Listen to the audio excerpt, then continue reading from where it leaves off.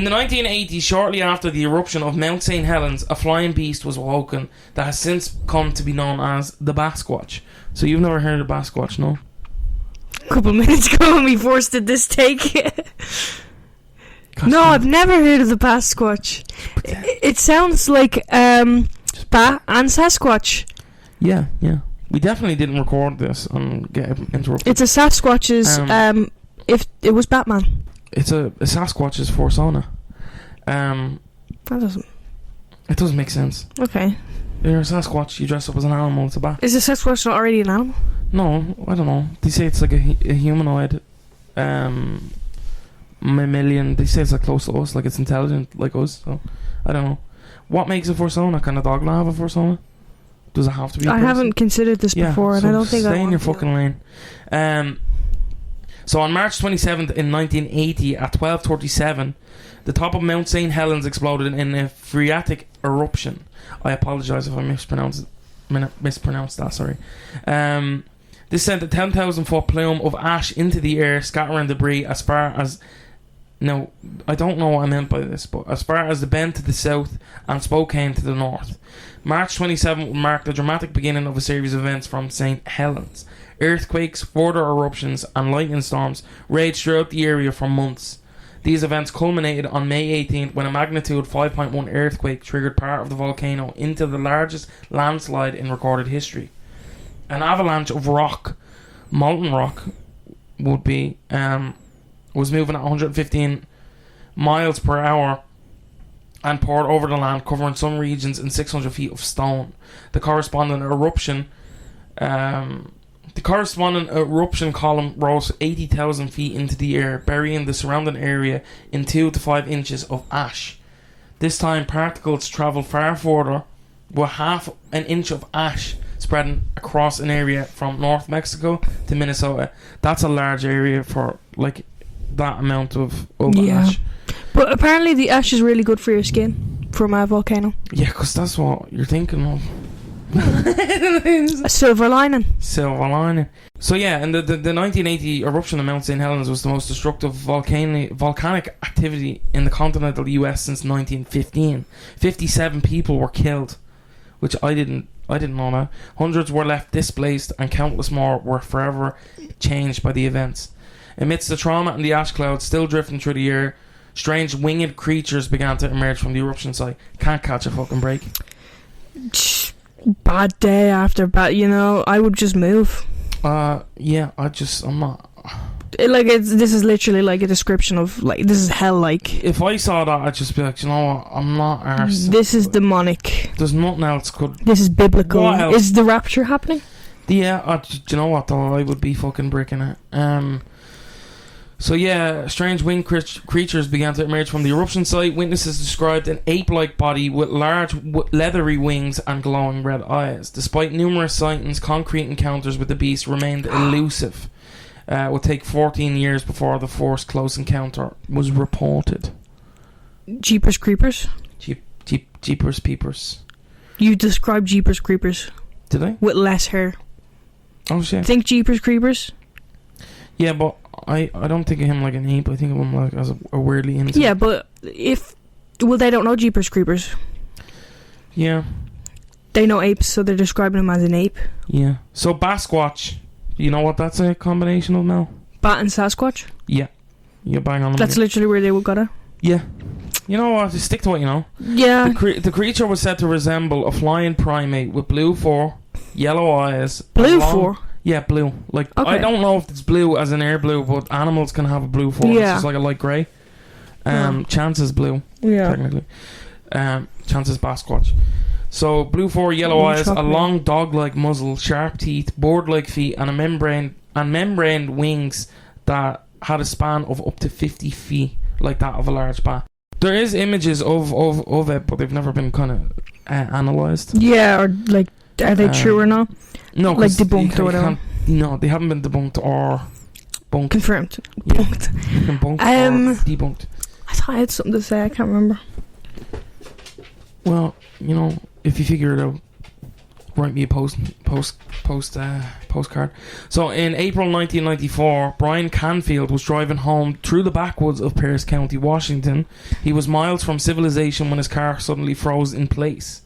He tried to start the engine several times, but the old pickup refused to come to life.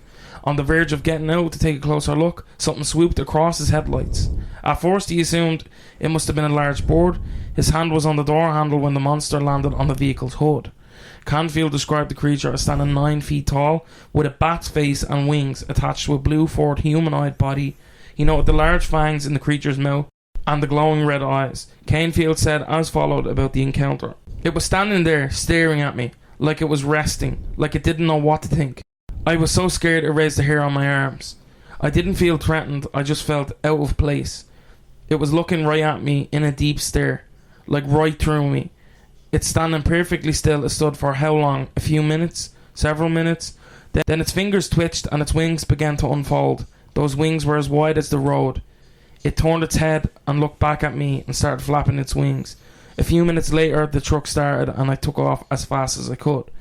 So, in that account, from what I'm gathering, that was a direct quote from Brian Canfield. It seems like the creature has the ability to kind of stall engines and stuff. Yeah, well, no, that's it does seem like that because he said it froze. That's the The creature can literally just like stop your car. Yeah. Okay. It's given major Mothman vibes besides the stopping the car ability. Well, that Mothman would be around this era. This is 1950. They could have been pals. They're cousins. This is 1962. I don't know when Mothman. 1962 Mothman. We'll get into it in another. I do want to do. I remember what I was going to say. I was going to say it's given like creature feature monster like Batsquatch. Yeah. No, it's definitely like how you have the gremlins and it's like, all right, what if they were a bat? They did that. That's what I'm saying. So in 1998, a logger in northern Oregon reported a collision with a Batsquatch. The creature seen that time was described as 15 feet tall, with purple eyes this time, and purple so nose many eye and small colours. wings. So could have been a different one. Yeah. But so far we have yellow, red, and purple eyes. Yeah. The whole rainbow. So yeah, it's changing like the description. It's changing the description to the description. So it was after. So Canefield's report kind of, stored up the debris, if you will. Then in 2009, a long time after this, near Mount Shasta in California, several hikers witnessed a massive creature with leathery wings that they said spanned at least 50 feet. So we're getting larger. So maybe he's growing. Yeah. And is it one guy and it's growing, or is it multiple people? Well, they said there was multiple bat creatures that were coming from the ground when it erupted, and we'll get into that. So yeah, it was flying out of the mountain crevice again. Initially, eyewitnesses described the creature's head as resembling a pterodactyl, but upon further consideration, they claimed it was more akin to a flying fox bat. So, were they seeing a flying fox? Flying foxes are very large. Probably not. They're very large. Yeah, but flying fox. Okay, a flying fox. No, the latter part of the story, you moron. So the people, an eyewitness, a separate eyewitness, said they saw a creature with a fox's head. Oh, so this one's probably just a... So I think some of the sightings aren't legit. So in June 2011, Phoenix Tiraz was in his yard walking his dog when he noticed something in the sky. He recounted the incident saying, "I saw something flying in the sky. It had bat wings, blue fur, and had a face similar to eyes glowing red." No, I don't know what he meant by that. He had a face similar to eyes glowing red. It was about 9 feet tall at the least, and after I watched it, it just flew away. So that story kind of is closer matched to the initial Brian Canfield. Maybe it's one of those gargoyles from that show. From the show Gargoyles? Yes. From that show. So after 1994, sightings of Batsquatch decreased, as we've already said. As the article that brought the story to public attention faded, more stories have emerged over the years. In 1998, an anonymous trucker, we've already said, has claimed to hit Batsquatch. The account differed from Canfield's original description, portraying the creature as 15 feet tall with a purple nose and eyes and tiny wings. But then in 2009, a group of hikers on Mount Shasta reported seeing a flying humanoid creature with bat-like features. They described that as a man stocky as Hulk Hogan with leathery. That's crazy. With leathery wings, 15 feet long, and the face of a bat. Despite the conflicting details, both accounts have been added to the legend of the Batsquatch as additional evidence. So the latest story from Batsquatch is on April 14, 2014. Hello, Chance. At Archbishop Hoban High School in Akron, Ohio, a second period Spanish class witnessed an extraordinary sight. As they were studying, a giant black mass sped by the classroom window at incredible speed. The class approximately estimated the creature to be 9 feet tall with a wingspan of 20 to 30 feet. So Carl Schucker, he's came up before when it comes to cryptozoology. Yeah, when we did the dinosaur episode. And there was another episode, I can't remember, that we did. He came up. He wonders if Batsquatch might be related to Diva, which is a great name, Diva. Diva. If I was a cryptid, I want to be called like Diva. She's a diva. That's like a drag queen. Yeah, a red bat-like creature, 10 to 12 feet tall, that Geoffrey Hodgson saw in the Lake District of England in June 1922. So we're jumping countries here. He also heard from Mark Phillips that there had been sightings of a 30 to 40 foot wide orange bat, which he thought might also be related to the Batsquatch. Some even thought that the unnamed kaiju captured in Japan in 1826 might be Batsquatch. So they just... The article that I kind of... The latter part of that I got the information was crypto... I can't remember, I'll link it. But they didn't really delve into the unnamed kaiju that they're on about. So I was like, okay. What, Diva? No, the unnamed kaiju. Diva was already... That's the bat-like creature from England. From England? Mel, are you in the podcast? Are you listening? I want to know more about this Diva. I'm gonna fucking hit you with a microphone. So we're gonna move on to... In the light of that and what the relatives could be, you know, we've already discussed Mothman and stuff. We'll get into some other potential relatives that are in the area, which are very close to the mythos. So the Skookum is a cryptid that the natives of the Pacific Northwest describe as a feared mountain devil capable of taking any shape. However, in the modern version of this legend, the creature's features are strikingly ape-like. Mel, don't ever ask me about my features. The Skookum is often compared to Bigfoot, but it is known for its extreme predatory nature, and Bigfoot's more kind of like, boom, here I am, big feet, I'll see you later. The most vivid reported sighting of a Skookum occurred in 1924 when a group of miners were ambushed. Miners, not children. The ones with the pickaxes, like Steve. They long for the mines. Were ambushed by a massive Sasquatch-like monster. The men were prospecting on the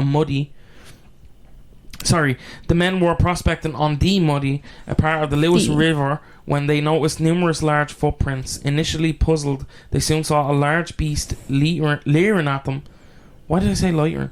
Leering at them from behind a tree. Terrified, one of the men shot at the Skookum, apparently hitting it. The creature fled into the canyon, but the body was never found. That night, it seemed the Skookums decided to retaliate. The miners' accommodation was attacked for approximately 5 hours, with the creatures attempting to break in using rocks. The men fired shots, but their efforts seemed ineffective. Since there were no windows in the accommodation, the men couldn't see their attackers. They believed there were more than 2 creatures attacking the building. Another party of men investigated and found large footprints around the building, but there was no other sign of ape-like creatures. So we're jumping ahead to the 1990s. Bigfoot researcher Henry Fanzoni investigated the Skookum after spotting one in Skookum Lake. You know, that'll do it, you know. Yeah. You're at Skookum Lake, Oregon. He and his companion allegedly stood just 10 feet from one of these creatures, sparking his interest and prompting him to collect local stories and legends. Franzoni recognized the connection between the place names and the sightings. We've done that. Highlighting the presence of tens of Skookum place names across Washington State. In September 2000, a team of researchers, including Dr. Leroy Fish and Tom Powell, embarked on an expedition to Clifford Pinshaw National Forest. Their mission was to find evidence of a legendary creature known as skookum. After 7 days of research, and they successfully laid a trap and bait and discovered a large animal impression. They promptly took a cast of the full body impression. So it wasn't just like one yoke. He laid down and made snow angels. Like, it's a full body impression. I think this is actually out there somewhere. Or maybe it fell.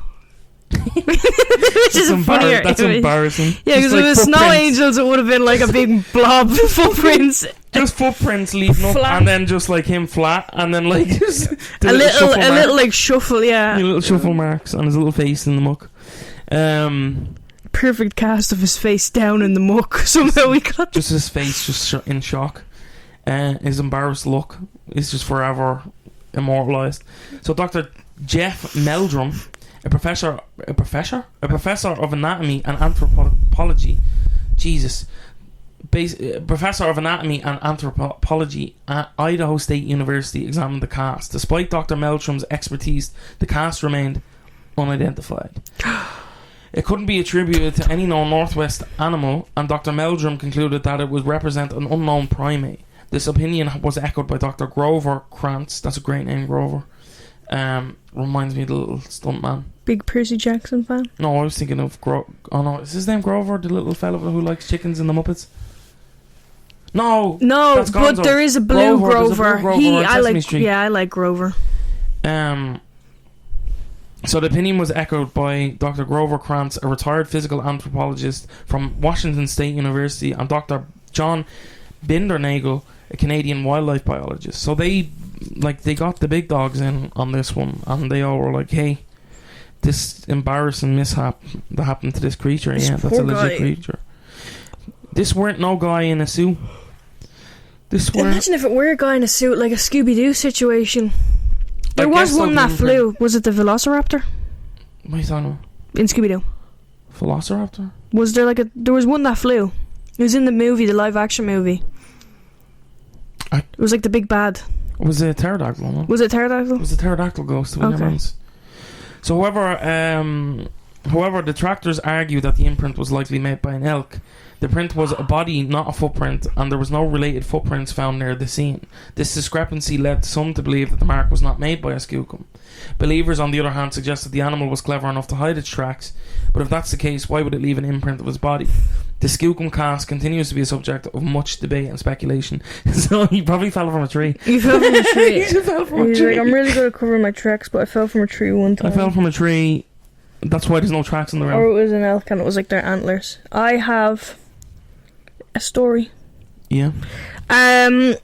So I couldn't find anything on the diva, the diva in England, the diva in England. But I did find Bat Beast of Kent. Now, it looks like what we're describing with the webs and the webs and the body and the legs, but the story. Okay, I'm just gonna get into it. Yeah. I'm getting this all from Cryptid Wiki. Okay. In 1963, 4 British teens saw a UFO land in a nearby forest. Okay. But what would haunt them for the rest of their lives was the bizarre bat-like beast that apparently came out of it. On the chilly autumn evening of November 16th, that's not autumn, 1963, 17-year-old John Flaxton, 18-year-old Mervyn Hutchinson, and 2 other youthful friends were walking home from a party on Sandling Road in the country of Kent, a region apparently rife with cryptozoological and paranormal activity, when they saw a silent, glowing, orb-like object descending from the heavens. The unusual self-illuminated ovoid object, which was described as being just a few meters in diameter, hovered above a field. It eventually made its way beyond the trees and settled into the shadow-infested foliage of the woods at Sandling Park. While the teenagers were still reeling from their astonishing sighting, something even more inconceivable would soon grab their attention. Moments after the extraordinary craft apparently landed beyond the trees, the teens noticed a shaking in the bush, and what emerged was one of the most unique varmints, in quotes, ever to be chronicled in UFOlogy. Later, the 4 horrified eyewitnesses would explain that an erratic, shambling, quasi-humanoid figure emerged from the woods and waddled towards them. The beast apparently looked like a headless bat that was approximately 5 feet tall. Ozzy Osbourne was there. Oh my god, Ozzy got him. That's why he's shambling. That's why he's shambling. Ozzy Osbourne bit his head off. With large webbed feet and wings protruding from its back. In Hutchinson's own words, it didn't seem to have any head. There were huge wings on its back, like bat wings. The group of friends, understandably overwhelmed with terror and adrenaline, sprinted away from the freakish bat thing and made their way to the nearest police station. Once there, they related their tale to what one must assume were highly skeptical officers. Flaxton would later state that he had felt cold all over during the episode. Less than a week later, on the 24th of November, a young man named Keith Croucher seemed to confirm the teams of an unusual object soaring over Kent, when he announced that he too had seen an oddly shaped craft hovering over the local soccer field, not far from where Flaxton and his crew had claimed to have their curious encounter with a UFO and its bizarre occupant. On November 23rd, John McGoldrick decided that the reports coming from Sandling Park were simply too outrageous to be ignored. So after soliciting the help of an unnamed yet clearly intrepid friend, McGoldrick and his cohort made their way to the site of all the unusual going-ons, hoping perchance to have a face-to-face encounter with the strange alien creature. Once inside the wooded area, McGoldrick claimed that he and his companion discovered no less than 3 footprints, each 24 inches long and 9 inches across. He also stated that they had stumbled across an area where the bracken foliage had been flattened, as if by some tremendous weight. We didn't have to try tremendous. You didn't have to. McGoldrick's claim caught the ear of the local press, who were no doubt eager to feed the public's ever-growing attention for new information regarding this strange phenomenon. To that end, the newsman accompanied McGoldrick back to the scene of the weirdness on December 11th. While the reporters did not manage to turn up any new evidence, it was stated that the thickets were still bathed in an eerie glow, which continued for some days before subsiding. The case was reported in scads of newspapers, as well as a 1971 issue of Flying Saucer Review, under the title The Saltwood Mystery, due to its proximity to the area. In the 1970s, UFOologist Chris Wolfe also reopened the case of this almost avian anomaly. According to records, he interviewed Flaxton and also inspected the scene of the unearthly encounter. Following his investigation, Wolfe came to the dubious conclusion that what Flaxton, Hutchinson and their chums actually saw... Do you want to guess? What they actually saw? What they actually saw. What Wolfe believes they actually saw. 5 foot tall, no head, big huge body, webbed feet. Just a guy. Just a guy. Just a guy. What they actually saw was an ordinary crow. Okay, oddly illuminated by the flashing of an electric train passing not far away in the chilled autumnal air. He apparently did not attempt to explain, however, how the crow managed to appear to be nearly 5 feet in height, web-footed or headless. Other skeptics have even more dubiously suggested that the quartet saw nothing more than a scarecrow. This ends the apparent saga of the... Yeah, okay, is that it? Oh wait. It bears an uncanny resemblance to its British crypto cousin, the Owl Man. I haven't heard about this guy. The headless bat-like description also begs comparison to a bizarre yet early common Mothman, Germany's Freibroid Schrecker, China's Man-Dragon, and the former Soviet Union's Blackbird of Chernobyl. I didn't realise how many creatures like this there were. Yeah, I do want to get into Mothman and a lot of these other ones. I'm interested in the Man-Dragon. He sounds like he's got some tails. He's got some tails. Yep, I believe that's it. Yeah, it's an interesting kind of how it's stretched over. We don't have one, so a bit pissed off at that. Maybe we do, and he's just very good at the ape-like kind of humanoid creatures span across the globe. If you could make Sasquatch, we did the Grey Man. That's Scotland. Yeah, we have Mothman, we have Man-Dragon, we have this guy that you're talking about. We have that guy with Yahoo.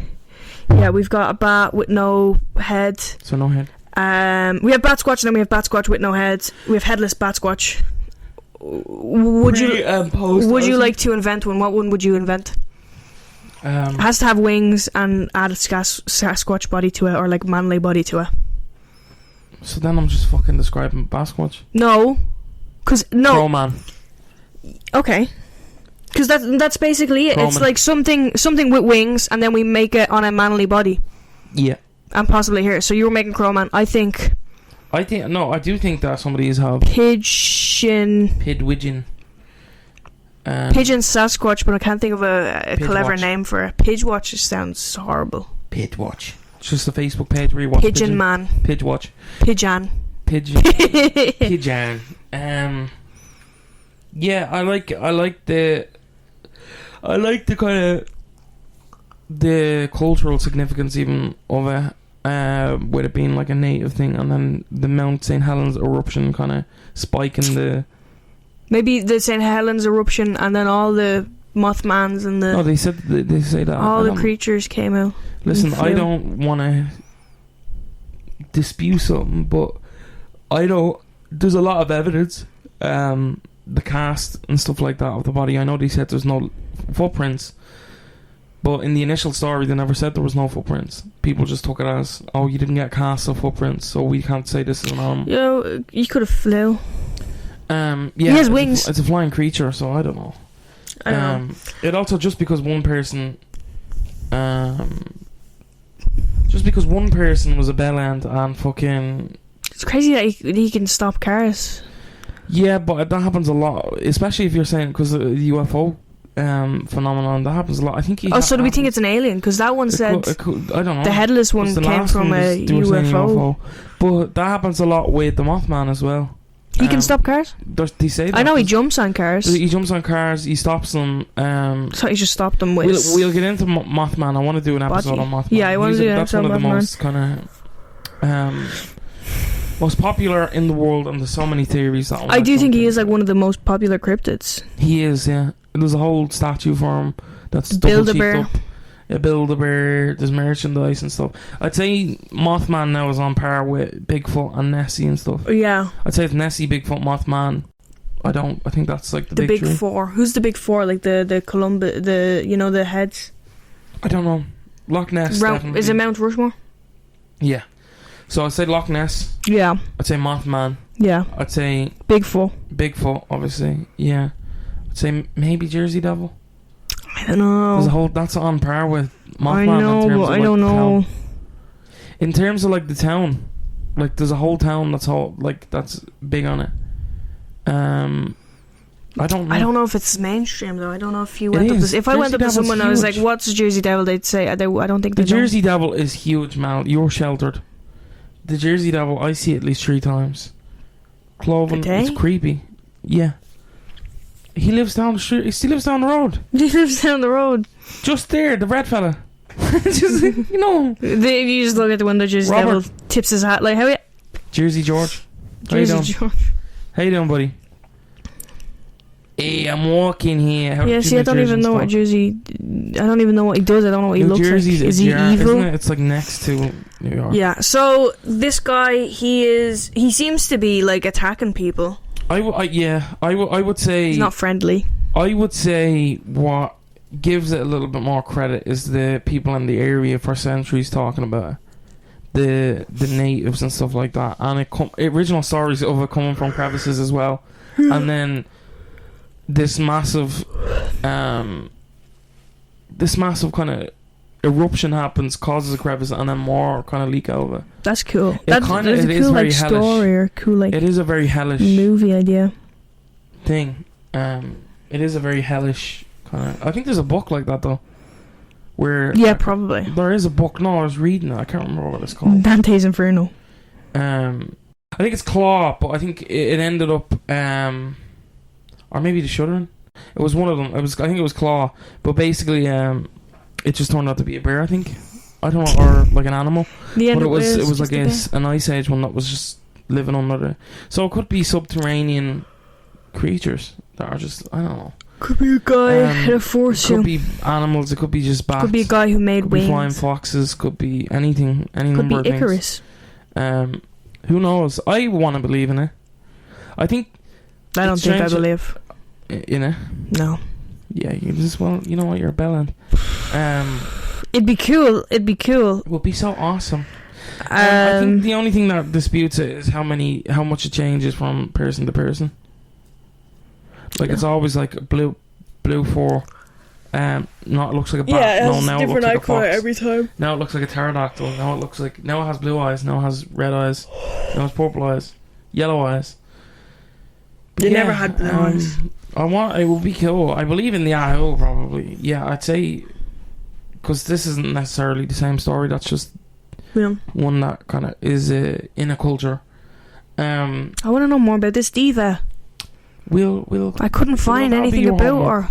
I tried. Neither could I, because it's DEVA. Where did you say DEVA? Yeah, DEVA. I was googling a lot diva. of other stuff comes up